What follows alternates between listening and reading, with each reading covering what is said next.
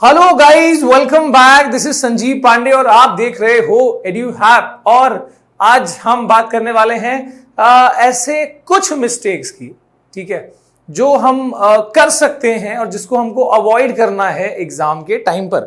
और खासकर जब वो एग्जाम आपका पहला बोर्ड एग्जाम हो, यानी 10th का बोर्ड एग्जाम की हम खास बात कर रहे हैं। बच्चे थोड़े से है ना, मतलब अवेयर नहीं होते क्या होगा। तो मैंने यहां पर लिखा 3 मिस्टेक है, पर मैं सच बताऊं तो मैं 3 से ज्यादा बताऊंगा।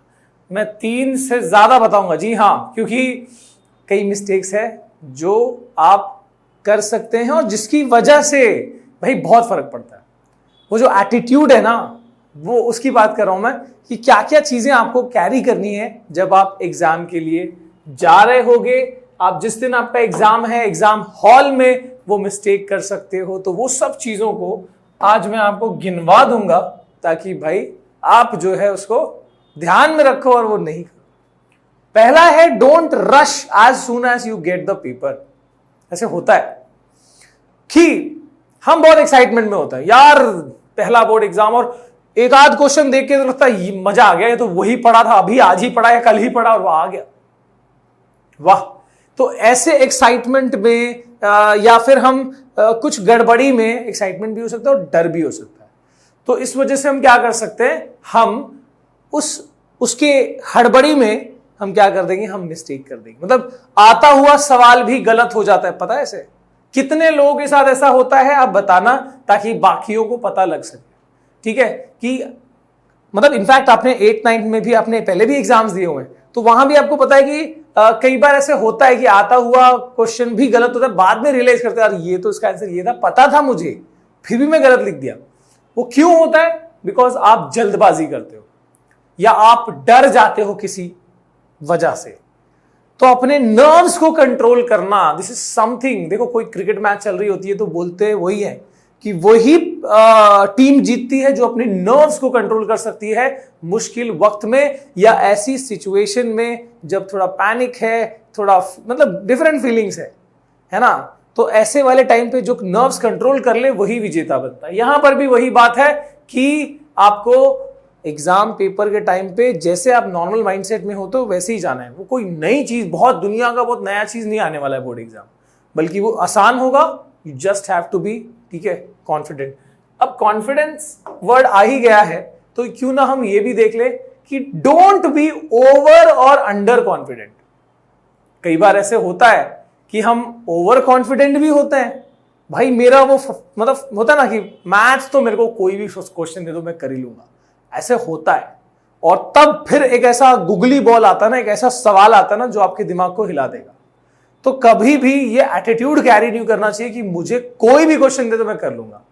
ठीक है, कॉन्फिडेंट होना अच्छी बात है, पर जब आप ओवर कॉन्फिडेंट होते हो ना, तो कई बार ऐसे होता है कि आपको पूरे क्वेश्चन आ रहे थे पर आपने एक आध क्वेश्चन मतलब स्किप कर दिए। भाई क्वेश्चन नंबर, मान लो क्वेश्चन नंबर 6 लिखा और उसके बाद लिखते लिखते गए और ऐसे लग रहा है कि तुमने 7th वाला लिख दिया है और तुमने पेज पलटा, तुमको याद नहीं है, तुमने सीधा 8 पे जंप कर लिया, क्वेश्चन स्किप हो गया भाई और वहां पर गया। सो ये होता है when you are over excited, when you are over confident on your subject, on your knowledge। तो बोलते हैं ना कि कॉन्फिडेंस अच्छी बात है पर ओवर कॉन्फिडेंस नहीं, और ना ही आपको अंडर कॉन्फिडेंस रखना है। ठीक है, इसकी वजह से ही फर्क पड़ता है। कॉन्फिडेंट होने से आप जो कर सकते हो बेहतरीन वो अपना करके आओगे। ओवर कॉन्फिडेंस से आपको कहीं ना कहीं गड़बड़ होगा, नेगेटिव सेटबैक हो सकता है। ऐसे ही अंडर कॉन्फिडेंस है कि भाई आता तो है पर डर लेके चल रहे हैं, वो डर से भी क्या होगा, दिक्कत हो जाएगी। ठीक है, तो ये डर को भी कंट्रोल करना आना चाहिए, ये अंडर कॉन्फिडेंस को भी, कि आज तक मैंने कभी ये पूरा नंबर का नहीं लिखा तो आज कैसे लिखूंगा, लिख सकता है भाई। ठीक है, तो ये कॉन्फिडेंस को भी आपको मैनेज करना है, ना ज्यादा आगे बढ़ने देना ना पीछे, एकदम नॉर्मल सिचुएशन रखनी है माइंड के अंदर।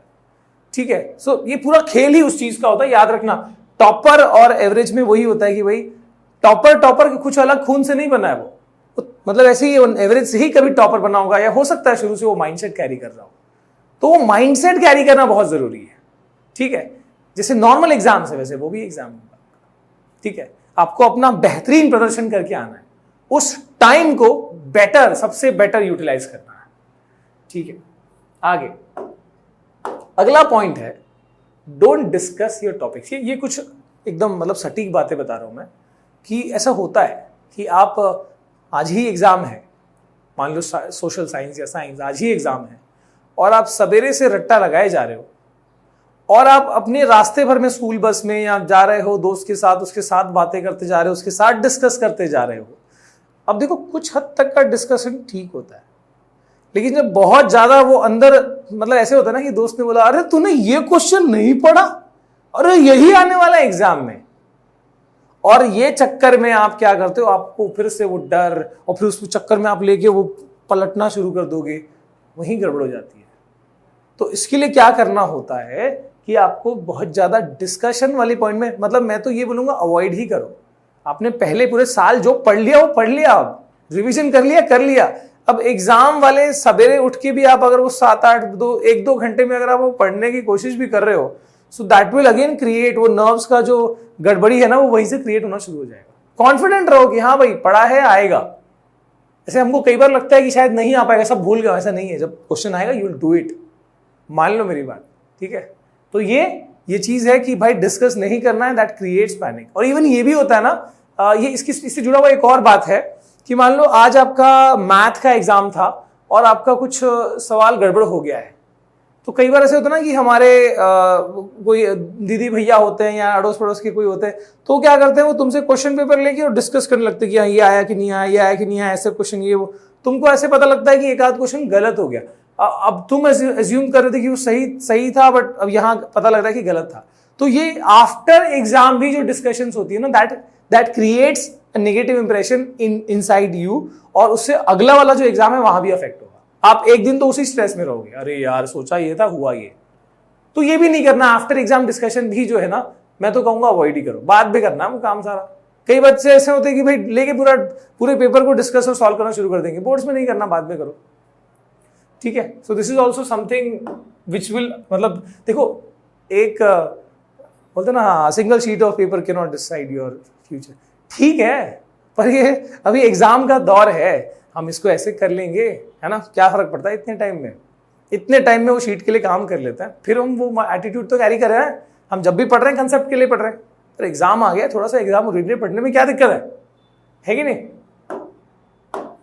आगे, don't miss your stationery hall ticket. ये बहुत लॉजिकल बात है कि भाई पानी की बोतल कैरी करना, है ना, ट्रांसपेरेंट पानी की बोतल कैरी करना, हॉल टिकट कैरी करना, अपना स्टेशनरी पेन पेंसिल स्केल, वो सब बेसिक चीजें कैरी करना, है ना।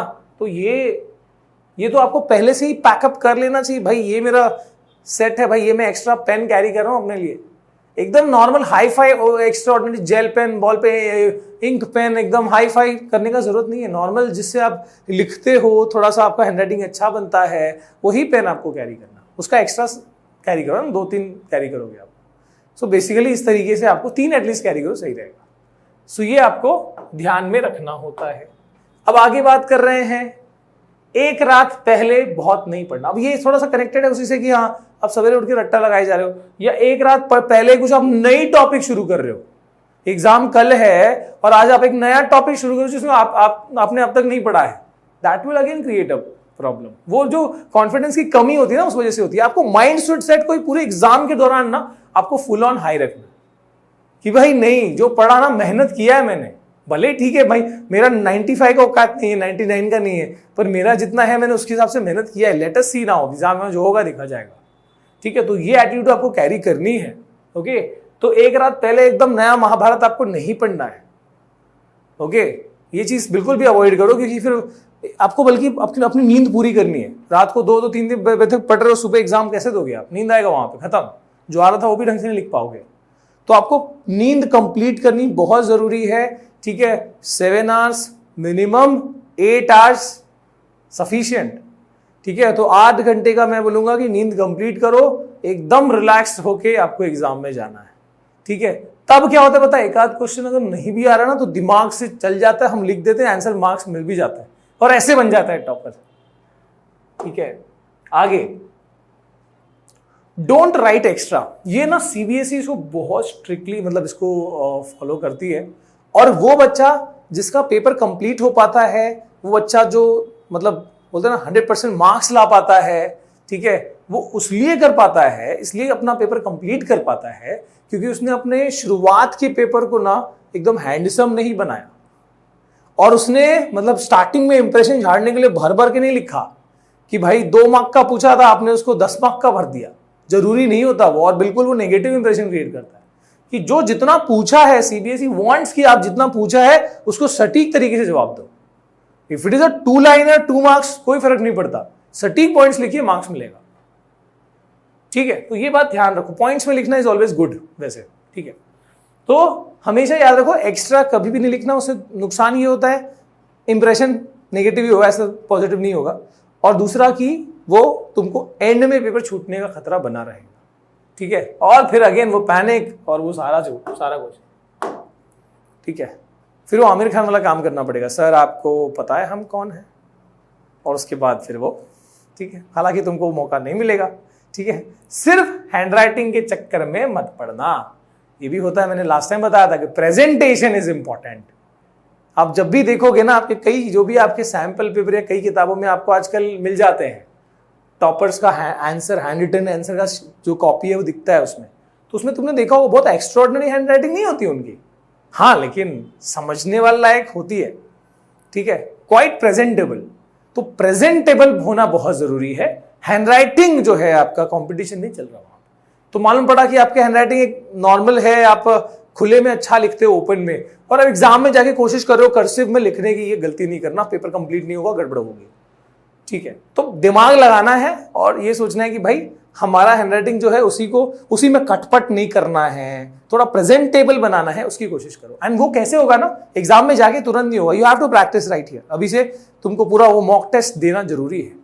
ठीक है, आगे, don't be late in exam hall. Exam hall में ये होता है, ये मेरे साथ भी हुआ है। इनफैक्ट मैं अपने ग्रेजुएशन के दिन को अगर हम याद करता हूं, मैं 11th में भी हुआ था मेरे साथ, कि ग्रेजुएशन में तो ऐसे होता कि मैं अपने फाइनल्स में जब था उस टाइम पे मैं उन एग्जाम्स में लेट हो गया था, या क्या बताऊं। ठीक है, so that is a very, मतलब मैं कह सकता हूं कि वो दिक्कत हो सकती है उसमें, सब लोग उस चीज को कंट्रोल मैनेज नहीं कर पाएंगे कि आपका वो निकल गया। अगर वो 10-15 मिनट भी आप आगे, 10 मिनट छोड़ो ना, 5 मिनट भी अगर आप जो टाइम है उससे आप लेट में जा रहे हो ना, तो वहीं से आपका माइंडसेट थोड़ा गड़बड़ रहता है, वहीं से गड़बड़ होना शुरू हो जाता है। तो वो क्रिएट ही क्यों होने था, पहले से जाके सेटल हो जाओ, आराम से पानी शानी पिए, रिलैक्स हो जाओ, बैठो, पेपर आएगा, आराम से इत्मीनान से देखोगे, उसके बाद तुम काफी हद तक तुम सॉर्टेड रहोगे। ये जरूरी है।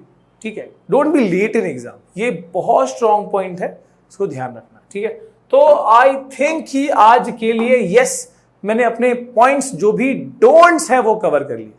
तो ये कुछ मिस्टेक्स है, मैंने सीधे तुमको उसका सीधा सॉल्यूशन के साथ बता दिया कि ये मिस्टेक्स होती हैं और इसको सीधे तुम ना करो तो अच्छा है। तो 3 मिस्टेक ऐसा जरूरी नहीं थी कि 3 ही मिस्टेक हो, मिस्टेक्स मेजरली ये मैंने कवर कर ली है। और आपको बस क्या करना है, देखो, any time when you are किसी भी युद्ध के लिए जा रहे हो तो उसकी तैयारी करनी बहुत जरूरी है। You have to practise maximum, जितना आप क्वेश्चन प्रैक्टिस करोगे, ठीक है, उस हिसाब से बेटर होगा। तो ये इसी के साथ आज का सेशन जो है वो समाप्त करता हूं। आई होप कि आप लोगों को इससे कुछ क्लैरिटी आई होगी कि क्या माइंडसेट से एग्जाम में जाना है। ठीक है, एंड बेहतर कर पाओगे। All the best guys for your exams. इसके अलावा भी आपको लगता है कोई और पॉइंट्स हैं या टॉपिक्स है जो मुझे कवर करनी चाहिए आपके एग्जाम के लिहाज से, तो आप जरूर से मुझे कमेंट करके बताएं। All the best again for your exams and bye bye guys. EduHub, India's online learning hub. Download the app now.